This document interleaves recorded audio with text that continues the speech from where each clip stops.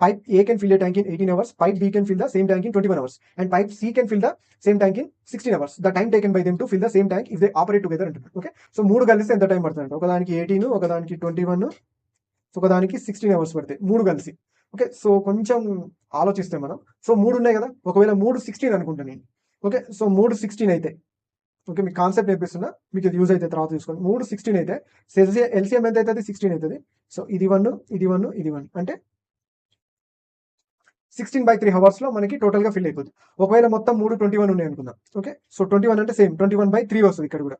So 3 21 అంటే మొత్తం 21 ఉంది అనుకోండి, నాది 7 అవర్స్ లో ఫిల్ అయిపోతుంది.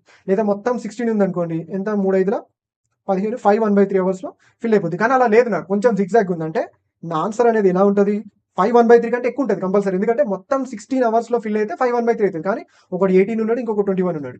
ఓకే, సో ఒకవేళ మొత్తం 21 అయితే ఎంత? 7 అవుతుంది. కానీ అలా లేరు, 21 కంటే తక్కువలో ఫిల్ చేసే వాళ్ళు ఉన్నారు. కాబట్టి అంటే నా ఆన్సర్ 1/3 కంటే ఎక్కువ ఉంటుంది, 7 కంటే తక్కువ ఉంటుంది కంపల్సరీ ఇది. ఓకే, సో కంపల్సరీ ఫాలో అవ్వాల్సిందే. 1/3 కూడా ఉండదు, 1/3 కంటే ఎక్కువనే ఉంటుంది. 1/3 ఎగ్జాక్ట్గా ఉండాలంటే అన్ని 16 ఉండాలి, లేదా 7 లో ఫిల్ చేయాలంటే అన్ని 21 ఉండాలి. సో ఇక్కడ ఏది లేదు కాబట్టి నా ఆన్సర్ 1/3 కంటే ఎక్కువ ఉండాలి, నెక్స్ట్ 7 కంటే తక్కువ ఉండాలి. ఇచ్చిన ఆప్షన్స్ లో చూడండి, ఇది 7 కంటే ఎక్కువనే ఉంది, ఇది 7 కంటే ఎక్కువనే ఉంది, ఇది 7 కంటే ఎక్కువనే ఉంది. సో ఇలా మీరు ఆలోచించగలిగితే సో ఓవరాల్ గా ఆన్సర్ అయిపోయింది. మనకి ఇదంతా చేయాల్సిన అవసరం లేదు. చూసారా, అట్లీస్ట్ ఒక్క క్వశ్చన్ ఇలా అయిపోయినా మనకి చాలా టైం సేవ్ అవుతుంది.